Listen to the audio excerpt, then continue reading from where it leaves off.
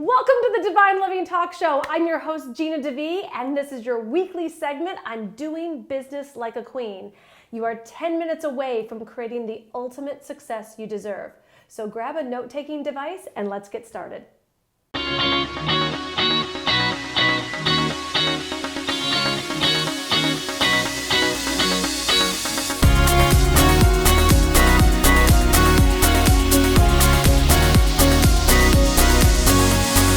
Welcome to the Divine Living Talk Show. I'm your host, Gina DeVee, and today's topic is how to expect more and less out of your team. How exciting is this topic, right? Because if you don't have a team, you're only a solopreneur.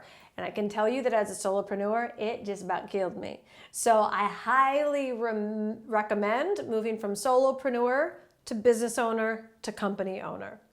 And really getting yourself set up for leverage, for success, for impact, for bringing your mission out there globally in a really big way, not to mention all your cool, fun programs and products and books and speaking and all that exciting stuff that you want to do. But you are not going to be able to do that if you don't have an A+ team.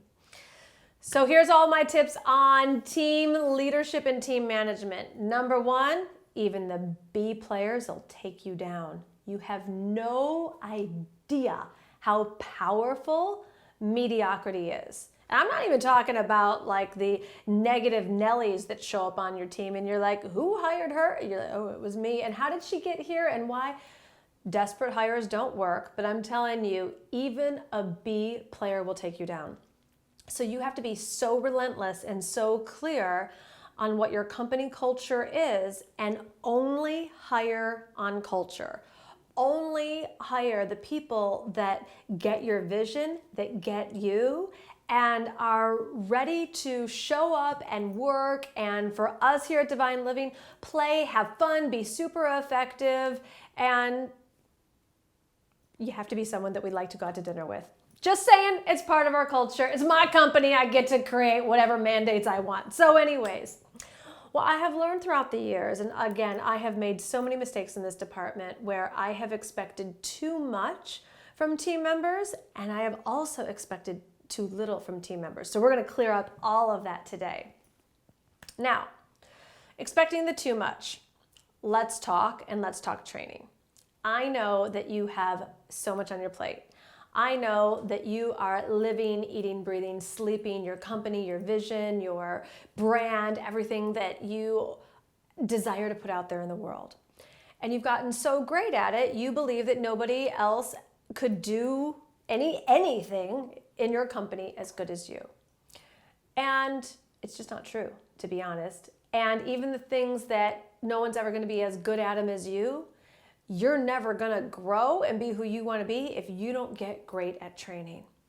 And I used to have way too short of a fuse in this department. I was like, why can't people just get it? Well, because they haven't been living and eating and breathing and sleeping divine living for as long as I have. They showed up like 2 days ago.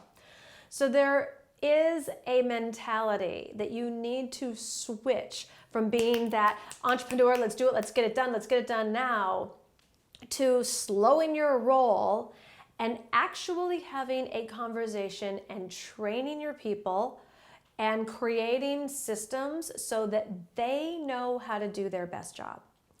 And what I have found is that when mistakes happen or things don't happen the way you desire them to, it's not because anybody showed up and was like, I'm going to try and F this up today.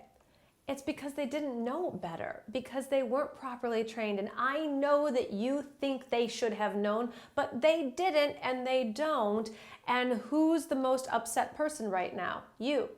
So the way that I found to reverse this is to make sure that when I hire, I'm hiring the A players, I'm hiring on culture, which makes the training so blissful, so valuable, and so enjoyable. And this is the part that I mean where you need to expect less from your team members at certain junctures. Until you have properly initiated them into your company, properly trained them, properly set up goals or whatever metrics are important for them to meet, or systems, whatever flow is important in your company, you need to expect less in that way, because now this is on you to train. And when you spend the time with these people who are right for your company, you will benefit tenfold. Not only will you get a higher level of productivity, you will get a higher level of happiness and pleasure in your company. And I know that you care about that as well. Even the highest Capricorn out there in the world that's like, I just want shit done, I just want stuff done. You care about it being done in a fun way. And if you don't care about that, then you don't know how good it can get. Because I've experienced the worst and I've also experienced the best. This high level of productivity, this high level of fun, this creative synergy where my team has now created this dynamic where all of us are smarter than one of us. It's not just me and my vision, because I know that God's going to speak through any one of us equally at any given time, because we've opened up the space for that. So there will never, ever, ever be a good time to stop, slow your roll, and train people. Won't ever. They say there's never a good time to have a baby, never a good time to start a business. There is never a good time to train someone on how to do something that you can do in your sleep. If you have a thriving, growing startup entrepreneurial business, there's never not going to be 20,000 things that you need to be doing to move your dreams forward. And I will tell you this, you will never get to those dreams unless you create the habit of stopping. Now, my team knows this about me. It can be at the seemingly most inopportune time, whether it's at a live event, we're about to do a full day of shooting, we're in a launch, but I have learned that time and space, it never shows up. So there really is no time like the present. So I will stop everyone, I'll say, come on, let's huddle. Here's what I want to talk about. Here's what I want to train you on. Here's what I want to show you. And I always back it up with the why. So if I want something done in a certain way, I will explain why I want it done that way, or why it's important that this be done in this time frame. And the other thing that's really important is ask them. Ask them if something's not going right, what were they thinking? And not what were you thinking? Really, what was your thought process on this is why you selected this whatever action? You will be amazed and you will learn so much, and you might even find some better ways to do things. The other thing that I've really gotten in the habit with my team is I ask their opinion constantly. What do you think? How do you feel about this? What do you want to see? Because this really is an organization that is committed to women's empowerment and divine living. So it's not just about me anymore. You have, once you get to this place, these people that have valuable insight, artistic creative ability, linear logical thoughts that you probably don't have. It can get so good and so fun. So don't make the mistake that I saw a friend of mine make recently. She just hired someone new. The poor woman was 2 days in on the job. My friend was flying off the handle because she wasn't getting what she needed fast enough or in the right way. The woman hadn't been trained, and she deserved to be trained. So take the time to train your people.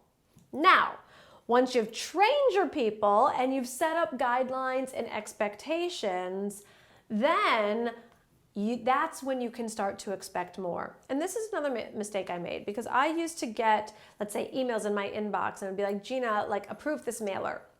And I would go and look at it, and let's say I wasn't really feeling it, I didn't really love it, and the picture wasn't blown away with the copy. My old way would have been go and fix it, do it myself. And what I've trained myself now to do is just to send it back and say, I need a sexier subject line. I don't like this picture. I'm not really feeling the emotion. And that's where you can send it back to your team and expect more from them. There's even a few things in my company that I don't even let it get into my inbox unless 3 other people have seen it, and not only seen it, looked at it, and signed off on it that this is what they would love. So this is where you can start to really then expect more from the people around you, where you don't have to be leading everything, doing everything, responsible for everything. You can encourage a higher level of responsibility out of these amazing A players. And let me tell you something, an A player will thank you. An A player wants to use their gifts and talents too. An A player wants to leave their footmark in this also. An A player wants to be challenged. They want to grow, and they know they're not going to grow if they're not feeling stretched. So you can stretch your A players once you've trained them. You can expect more. You can set boundaries. You can say no, and your A players will rise up even higher. So this takes practice. You get to develop your own style with it. It is much more of an art than a science. However, I promise you that if you take the time to train your A players who you have hired on culture, and then also expect the best from them, you and they will be very, very happy.